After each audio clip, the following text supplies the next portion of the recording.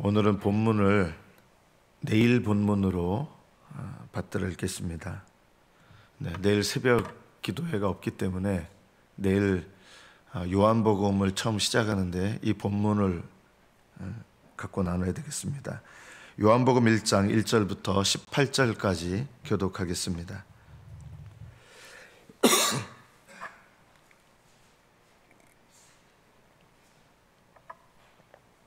요한복음 1장 1절부터 18절 1절부터 교독합니다. 태초에 말씀이 계시니라.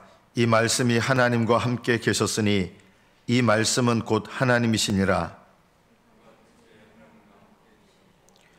만물이 그로 말미암아 지은 바 되었으니 지은 것이 하나도 그가 없이는 된 것이 없느니라. 빛이 어둠에 비치되 어둠이 깨닫지 못하더라.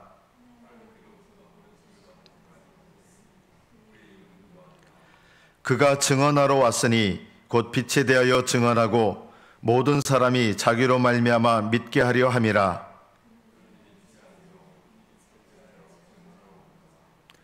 참 빛 곧 세상에 와서 각 사람에게 비추는 빛이 있었나니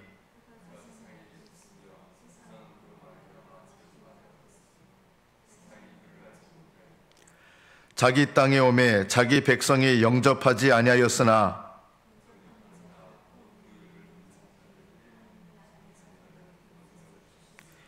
이는 혈통으로나 육정으로나 사람의 뜻으로 나지 아니하고 오직 하나님께로부터 난 자들이니라.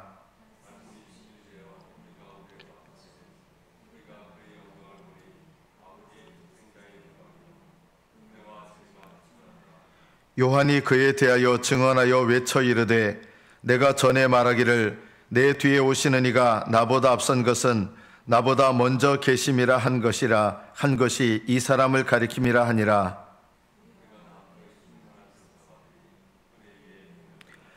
율법은 모세로 말미암아 주어진 것이요 은혜와 진리는 예수 그리스도로 말미암아 온 것이라.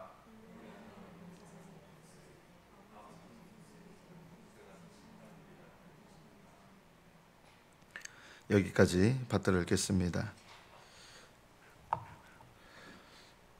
태초에 말씀이 계셨다라고 할 때 이 말씀은 예수님을 가리키는 말입니다. 물론 예수님이라는 말은 이 땅에 사람으로 오신 다음에 지어진 이름입니다. 왜 하나님의 아들을 말씀이라고 하셨을까요? 말씀이라고 표현한 것은 들을 수 있는 말로 자신을 표현하시는 거예요.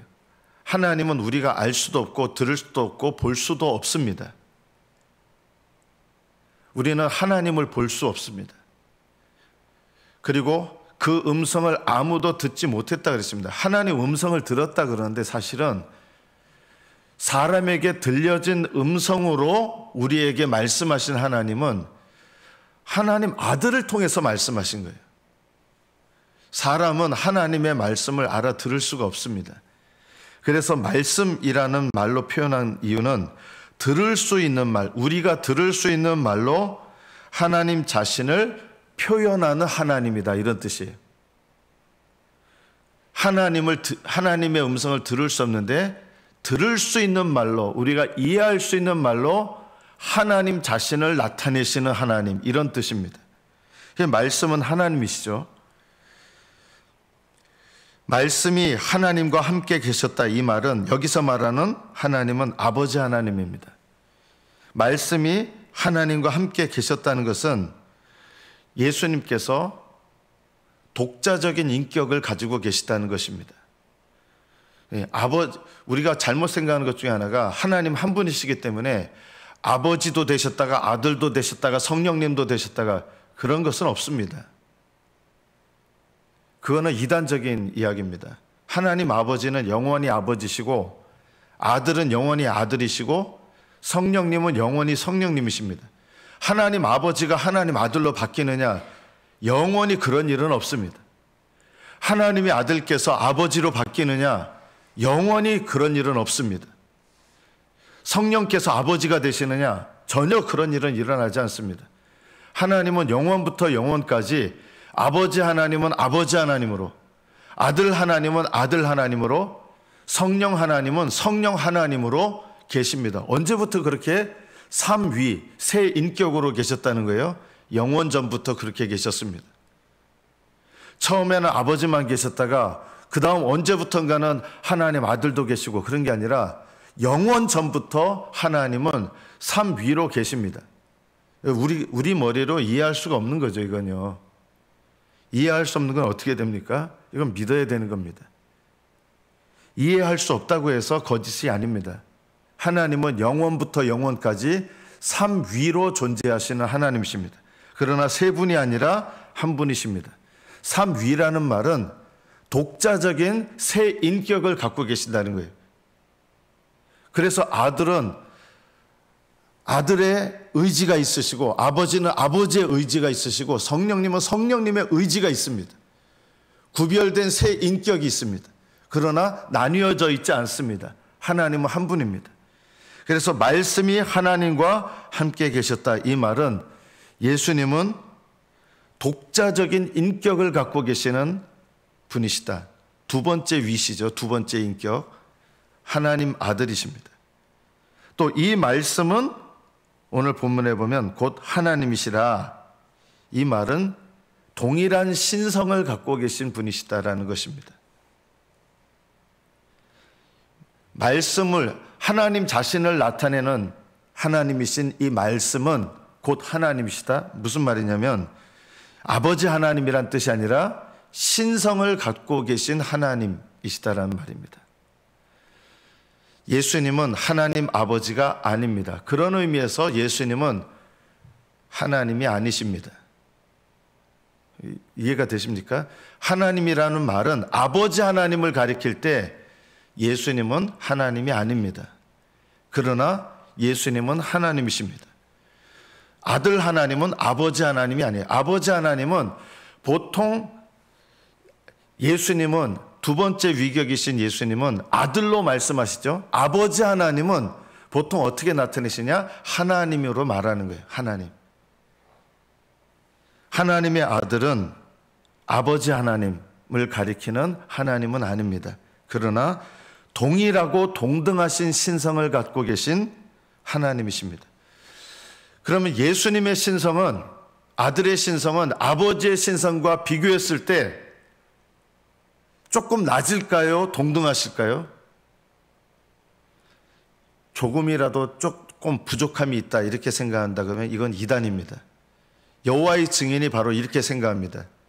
하나님의 아들은 신성을 갖고 계시지만 아버지와 완전히 동일한 신성을 갖고 계신 게 아니라 아버지가 지니신 신성보다 약간 못하시다는 거예요. 이게 이단입니다. 예수님은 완전히 동일하고 동등하신 신성을 갖고 계신 하나님이십니다. 그래서 동등하십니다. 아버지 하나님은 아니시지만 동등하신 신성을 갖고 계신 한 분 하나님이십니다. 이것이 말씀은 곧 하나님이시란 뜻입니다. 그래서 보이지 않는 하나님을 나타내시는 하나님이시요, 독자적인 인격, 독자적인 위격을 갖고 계시는 구별되신 하나님이시요, 또 동일한 신성을 갖고 계신 동등하신 하나님이십니다. 예수님은 언제부터 계셨습니까? 태초에 시작하신 게 아니라, 태초라는 말은 모든 시작보다 더 먼저 시간이 시작될 때에도 예수님은 이미 계셨다는 것입니다. 시간이 시작될 때부터 계시기 시작하신 분이 아니라 시간이 있기 전부터 계신, 영원부터 계신 하나님이세요. 그래서 태초의 말씀이 계시니라, 계셨다라는 번역입니다. 원래는 저는 이게 번역이 조금 애매한 것 같아요. 태초의 말씀이 계셨답니다. 이때부터 계시기 시작한 게 아니라 태초부터, 시간이 시작할 때부터 이미 계셨고, 이미 계셨다는 말은 영원부터 계셨다는 뜻입니다. 모든 시작보다 먼저 시작이라는 말도 시간이잖아요. 영원부터 계신 분이십니다.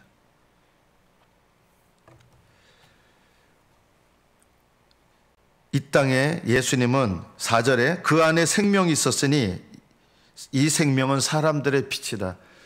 이 빛을 보면 생명을 갖습니다. 그러나 사람들은 죄로 말미암아서 맹인이 되었기 때문에 주님께서 비추시는 생명의 빛을 볼 수가 없습니다. 그래서 인간은 영적으로 죽어 있습니다. 이 생명의 빛을 보면 생명을 얻습니다. 왜냐하면 이 빛은 이 생명은 사람들의 빛이기 때문입니다. 예수님 안에 생명이 있는데 이 생명의 빛이 비추어도 빛을 볼 수가 없는 거예요. 맹인이기 때문에. 이 빛을 봐야, 눈이 열려야 이 생명의 빛을 볼 수가 있습니다. 생명의 빛이 어둠에 비쳤지만 어둠이 깨닫지 못했습니다. 그래서 사람들은 이 생명의 빛을 보지 못하기 때문에 생명을 얻을 수가 없어요. 예수님은 생명의 근원이시고 생명의 빛이 비친다는 것은 생명의 근원으로부터 생명을 갖는 거예요. 그런데 이 생명을 가질 수가 없다는 말입니다. 맹인이 됐기 때문에. 그래서 생명의 빛이 비쳤지만 그 생명의 빛을 볼 수 있는 사람은 아무도 없습니다. 하나님께서 이 땅에 빛을 증거하러 보낸 사람이 있었는데 그가 세례 요한입니다. 세례 요한은 빛이 아니라 빛에 대해서 증언하려고 온 사람입니다. 우리가 오늘 이 말씀을 통해서 우리의 사명을 깨달아야 될 것이 있습니다. 여러분도 빛에 대하여 증거해야 될 사명이 있습니다. 여러분은 빛이 아닙니다. 물론 여러분은 선한 행실을 통해서 예수님을 나타낸다는 의미에서 세상의 빛입니다. 여러분은 세상의 빛입니다. 그런 의미에서. 그러나 여러분이 생명의 빛은 아닙니다. 생명의 빛은 오직 예수님이시고 우리의 사명이 뭡니까? 우리는 이 생명의 빛을 세례 요한처럼 증언해야 돼요. 세례 요한은 회개를 통해서 생명의 빛을 보라고 증언하는 사람이라면 우리는 복음을 증거함으로 생명의 빛을 전할 사명이 있습니다. 여러분의 인생의 가장 중요한 목적이 뭔지 아십니까? 생명의 빛을 복음을 통해서 증거하는 것입니다. 이것이 여러분 인생의 목적입니다. 저는 이 땅에서 행복하게 살려면요, 하늘나라 가셔야 돼요. 여러분 짧은 인생 동안 행복하지 말란 뜻이 아니에요. 짧은 인생 동안 여러분 행복해봐야 뭐 얼마나 행복하겠어요. 여러분을 정말 하나님께서 영원히 행복하게 하시려면 당장 하늘나라로 데려가셔야 돼요. 여러분 인생의 목적이 행복이 아니에요. 인생의 목적이 행복이라 그러면 하나님 데려가셔야 되는 거예요. 하나님 나 영원히 행복하게 해주세요. 그럼 하나님 어떻게 하셔야 돼요? 당장 오늘 돌아가셔야 돼요. 여러분이 오늘 돌아가셔야 여러분 영혼이 하늘나라 가잖아요. 여러분 인생의 목적이 행복이라 그러면요, 오늘 돌아가셔야 돼요. 그럼 왜 하나님께서 나에게 인생을 허락하시느냐? 생명의 빛을 증거할 사명을 위해서, 또 하나는 하늘나라 들어갈 준비하라고. 이게 우리 인생의 목적이지, 행복하게 사는 게 목적이라면 오늘 죽어야 됩니다. 오늘 죽는 게 행복한 거 아니에요? 사도 바울은 그랬잖아요. 나는 이 땅에 남아있는 것과 주님을 보는 걸 둘 중에 택하라 그러면 나는 주님을 보는 게 더 좋습니다. 나는 그게 더 행복합니다 한 거예요. 행복하게 사는 것은 여러분 인생의 목적이 아닙니다. 빛을 증거하고 첫째, 하늘나라를 준비하고 하늘나라에서 상 받을 거를 준비할 시간입니다. 이것이 우리 인생의 목적인 거 알아야 됩니다. 세례 요한은 빛을 증거하러 온 사람이지만 빛은 아니에요. 9절, 참빛 곧 세상에 와서 각 사람에게 비추는 빛이 있었습니다. 예수님께서 사람으로 이 땅에 오셔서 눈에 보이는 빛이 되신 거예요. 사람으로 오셔서 빛이에요. 영원한 빛이시지만, 사람들의 생명의 빛이시지만 예수님께서 이 땅에 사람으로 오셔서 빛으로 오셨습니다. 10절에 보면 그가 세상에 계셨습니다. 세상은 그로 말미암아 지은 바 되었으나 예수님은 세상을 지으신 하나님이세요. 예수님께서 세상을 창조하셨습니다. 예수님께서 시간을 창조하셨습니다.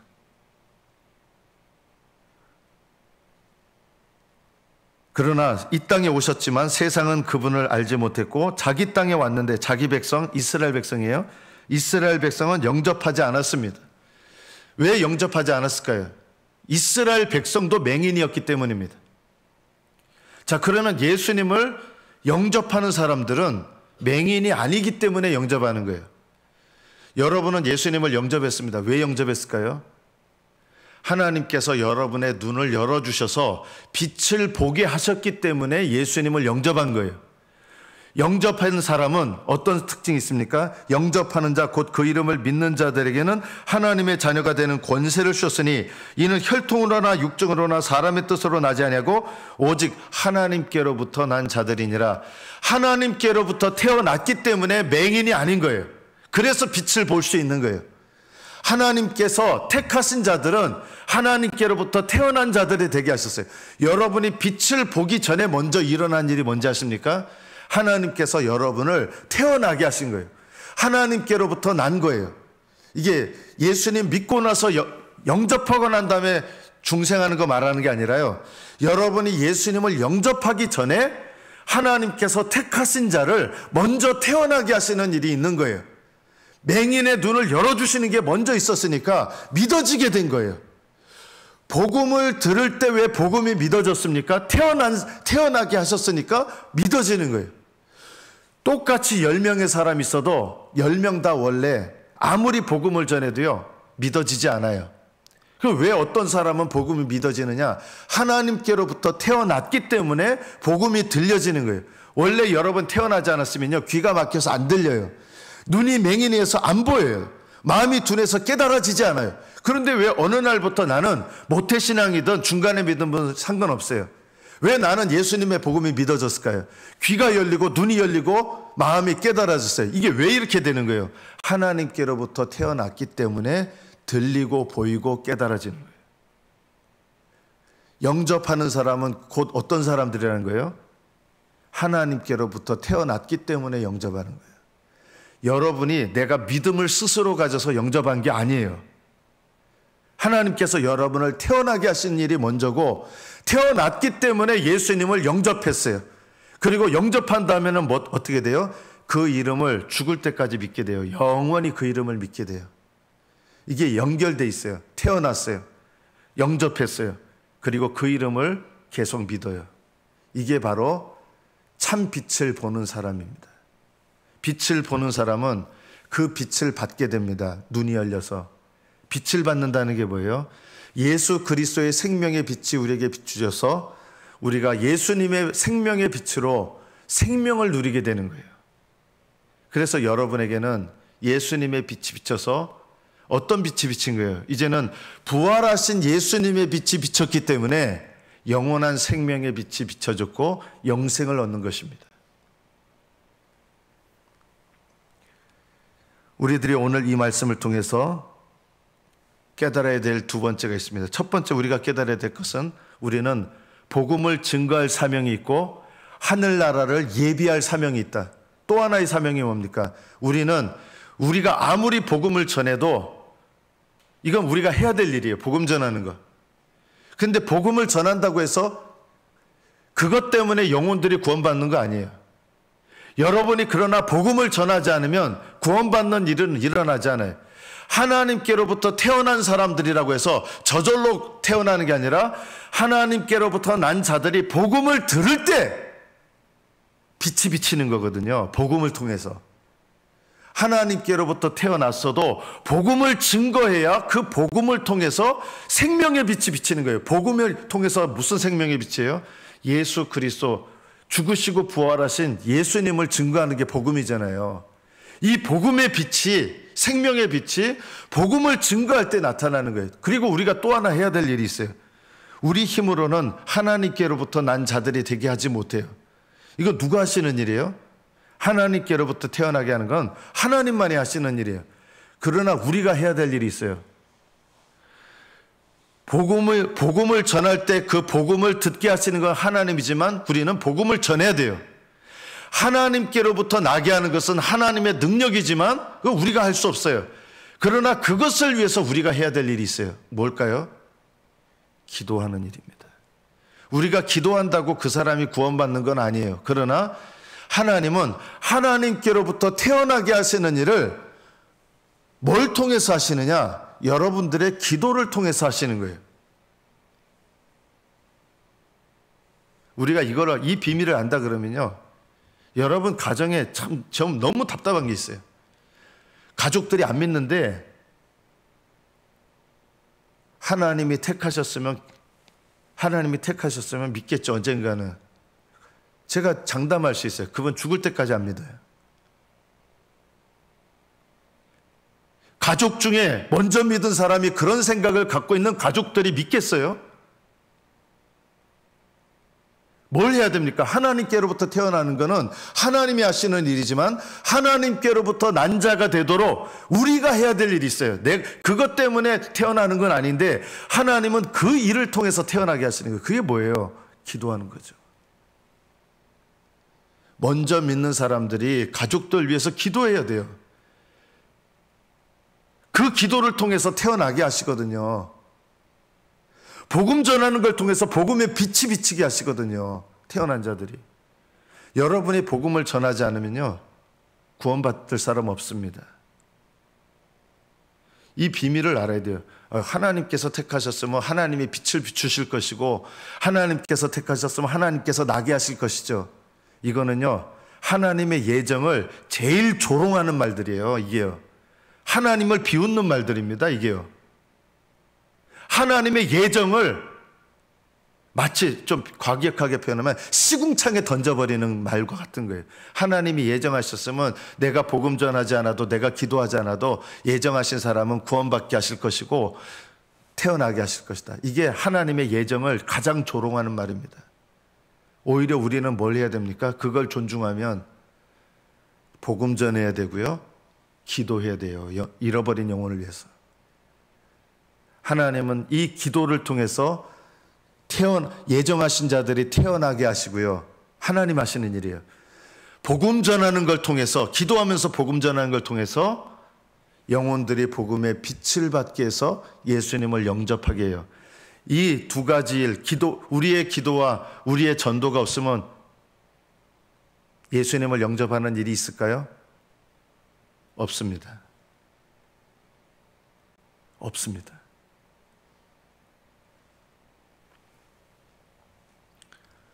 여러분들이 이 기도해야 될 책임과 전도해야 될 책임, 이것이 내 평생의 가장 중요한 사명이에요.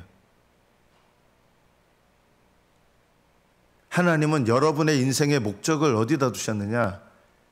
우리 인생에 남은 일은 이거예요. 잃어버린 영혼을 위해서 기도하는 거, 잃어버린 영혼을 위해서 전도하는 것, 그리고 내 영혼을 위해서 하늘나라에 합당하도록 거룩하게 되어지는 것. 거룩한 것도 내 힘으로 하는 거 아니잖아요.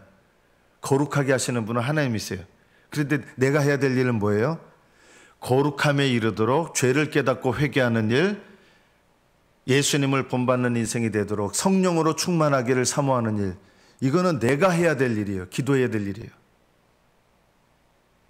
이거를 하지 않으시는 분들은 거룩하게 되는 일이 일어나지 않아요. 거룩하게 하시는 능력은 하나님께만 있습니다. 우리는 스스로 거룩해질 수 없습니다.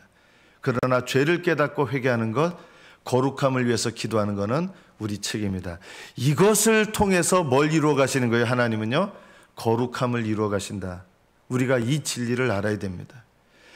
내 기도를 통해서 잃어버린 영혼이 하나님께로부터 나게 하시고, 전도를 통해서 복음의 빛이 비춰지게 하시고, 죄를 깨닫고 회개하고 거룩함을 사모하며 기도하는 일을 통해서 거룩함을 이루어 가십니다. 그래서 우리가 해야 될 일을 해야 되는 것입니다. 이것이 우리 인생의 목적입니다.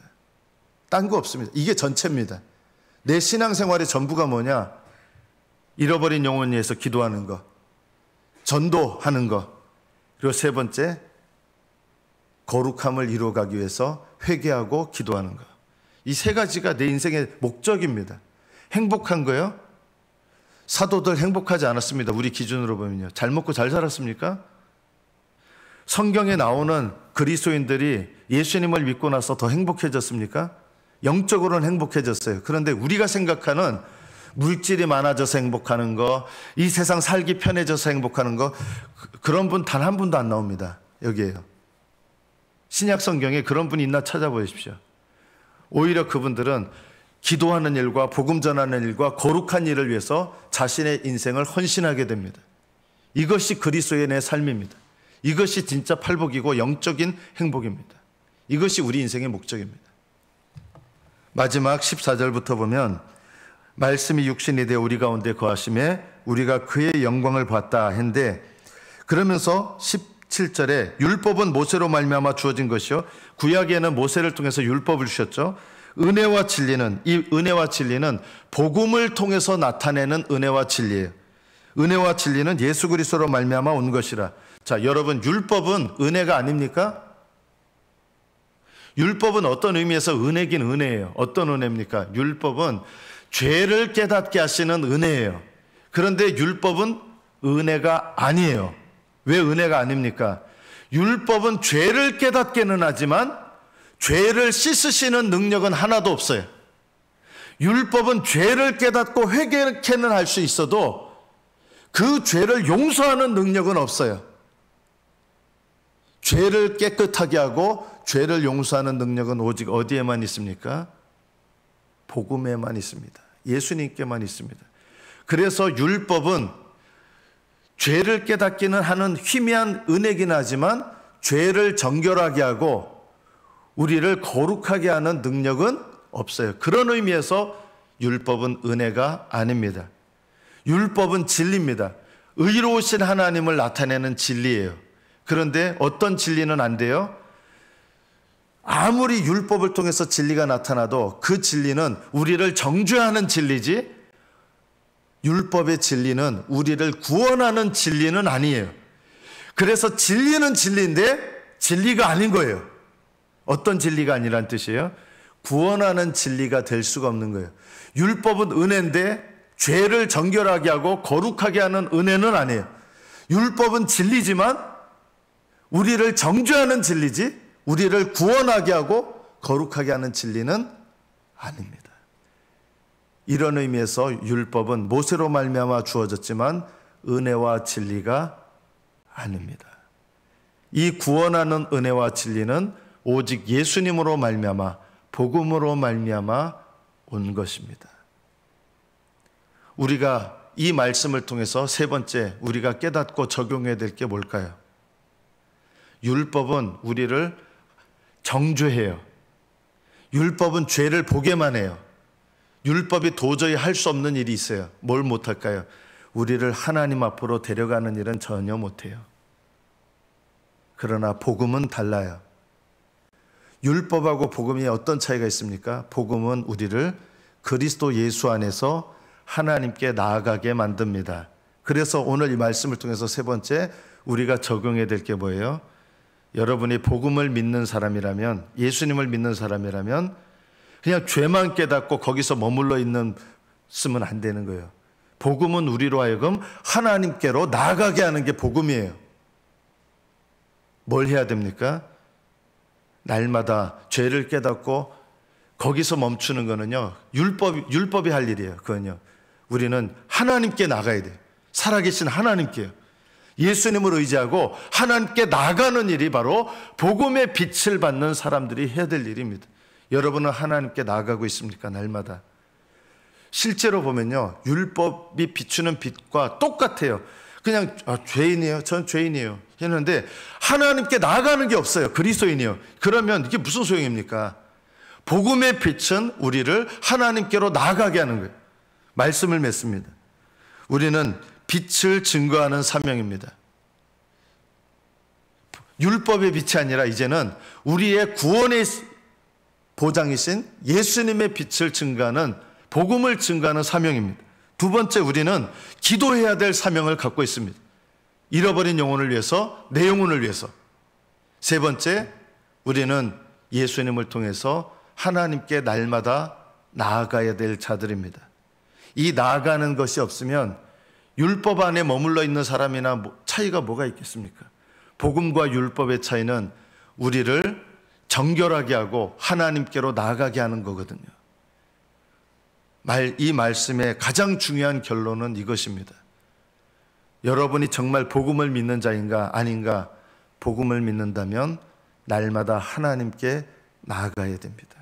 이것이 바로 복음의 빛, 영원한 생명의 빛, 영생의 빛을 받고 있는 그리스도인들이 해야 될 일입니다. 날마다 그리스도 안에서 하나님께 나아가시는 생명의 빛을 받은 참된 복음의 자녀들로 날마다 하나님 앞에 나아가시는 복된 믿음이 되시기를 축복합니다.